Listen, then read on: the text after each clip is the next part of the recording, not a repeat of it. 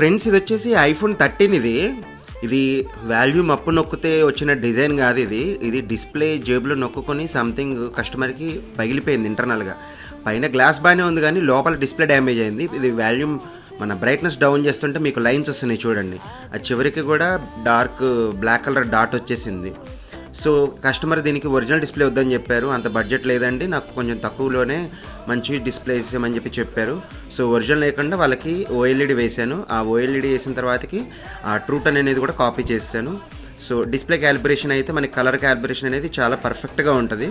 మీరే చూడొచ్చు ఎంత బాగుందనేది. ఇలాంటి డిస్ప్లే ప్రాబ్లమ్స్, రీప్లేస్మెంట్స్ ఏమైనా ఉంటే కనుక మీరు స్క్రీన్ మీద కనిపించే అడ్రస్కి కాంటాక్ట్ అవ్వచ్చు.